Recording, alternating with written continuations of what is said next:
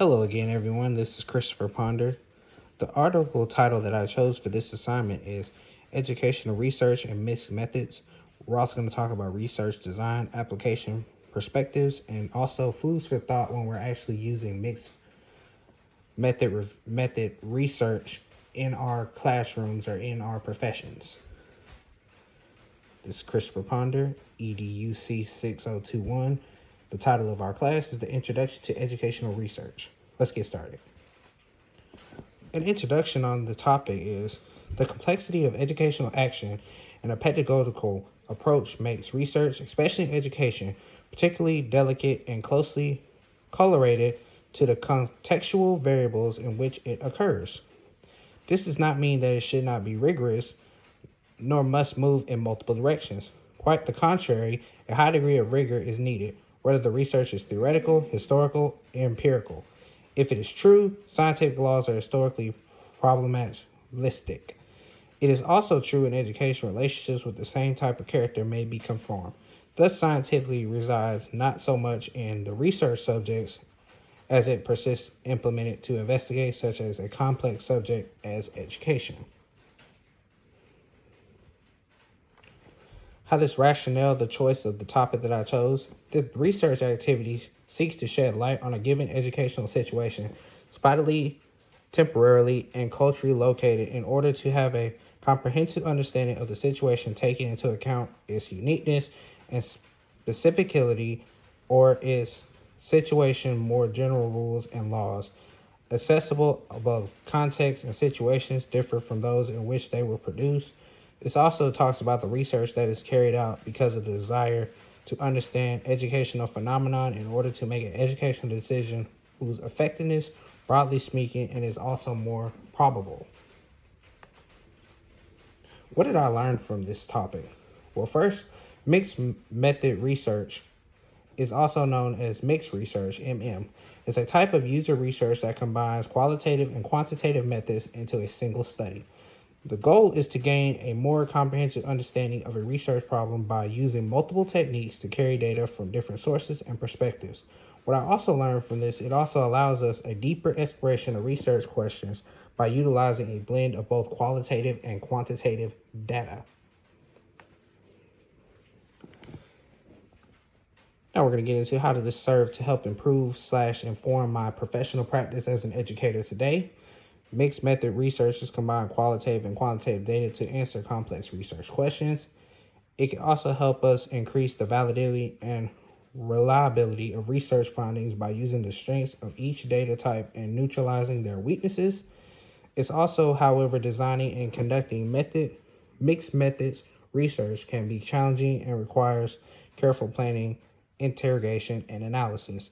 Now we're going to watch this YouTube video regarding Dr. John W. Coswell, who explores how to use qualitative and quantitative research methods can provide a more complete picture.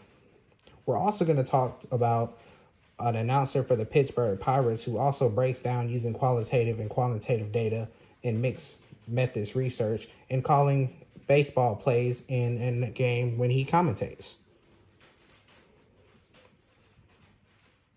There we go.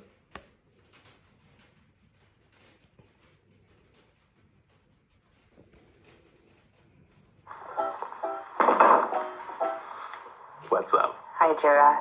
We brought you here today to let you know.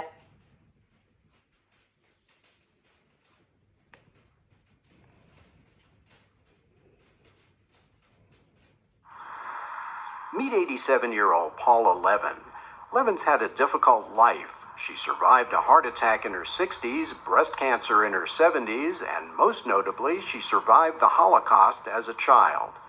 Levin, who's Jewish, was 14 years old and living in Poland when the war broke out. I had a wonderful childhood. I would say privileged childhood.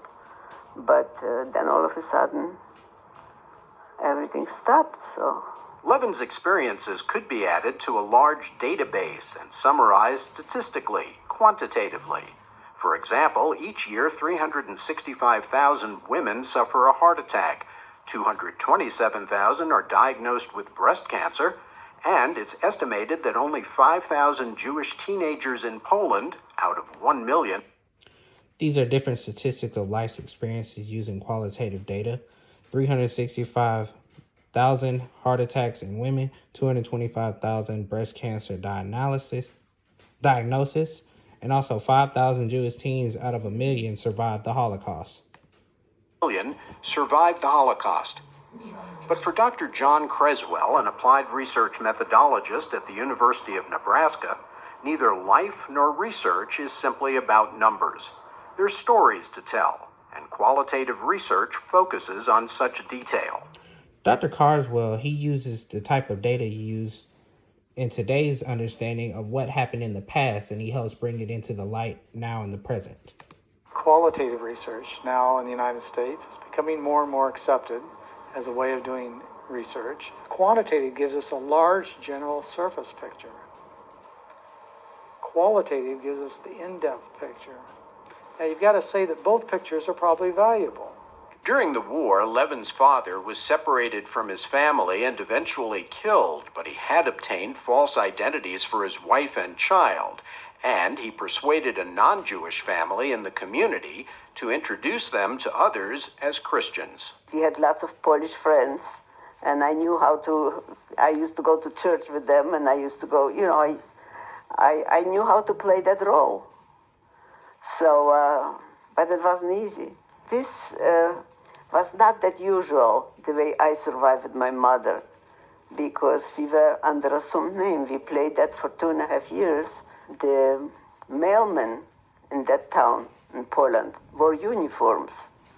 Every time the mailman would come, I was sure that somebody's coming to get us. It was in constant fear, nonstop. You'd be able to hear the tone of their voice. You'd be able to feel the emotion of the experience. Those are all rich details. You'd never get that in quantitative research. Studying Holocaust survivors and other very small populations present challenges. Small sample sizes are definitely something pushing people towards more qualitative means of gathering data. Research used to be just advancing our knowledge or testing our theories. Now we've got a whole different set of reasons for doing research. It may be to lift up the voices of people that haven't been heard. That may be just as important to have their voice heard as advanced knowledge. We asked Creswell to watch a portion of an interview Levin did with the Shoah Foundation in 1996, and to suggest how a qualitative researcher might compare these two interviews done 16 years apart. I would probably get a transcript of exactly what she said. I would then go through and start coding that to see Now I what want to were fast some forward to reoccurring the things commentator she might in the have talked Pittsburgh about. Pirates talked about My using mother didn't like mixed method researches anything being in handed his to her. She qualitative, just wanted quantitative to data be called baseball independent phase. more. Creswell, it should be emphasized, is not at all opposed to quantitative research. In fact, he's pioneered a combination of qualitative and quantitative fields called mixed methods. And baseball, surprising as it may seem, is one good way of illustrating mixed methods in everyday life. We get the quantitative measures, statistics, from Pittsburgh Pirates play-by-play announcer Greg Brown. 35-year-old Jason Grilli ended up making 28 appearances with the Bucks at a 2.48 ERA, and in 33 innings struck out 37 batters. But now, consider It's New very York cool Mets how the starting commentator pitcher understands R.A. how to Dickey. break up that He's qualitative 38 and years quantitative old. data He using salvaged mixed his method career by researches. learning to throw a knuckleball, and midway through the 2012 season, he was the only Major League starting pitcher regularly throwing it. Pirate color analyst and former pitcher Steve Blass gives some qualitative input. People ask why don't more pitchers use it? Because it's not that easy a pitch to master, both in making it do what it's supposed to do and then throwing it for strikes if you do make it dance. Why did they put two commentators in that booth telling those different stories? Obviously, one story by itself would not give you the entire picture. See the fingernails in the ball and you'll see the ball coming in, and that looks a lot straighter than it was. Sports has been doing mixed methods for years, and now research has just caught up. I've always argued that the best researchers in our world are those that have a pretty large toolkit of approaches for understanding problems. And the strategies in the toolbox are being used widely, everywhere from healthcare to social sciences to education settings. and the belief is that mixed methods approaches will become dominant in the years to come. Just a little reflection on what I thought of the video. It really opened my eyes to understand how mixed method research is used not only in education but in other forms of different types of the world, which includes medicine, technology, anything of that sort.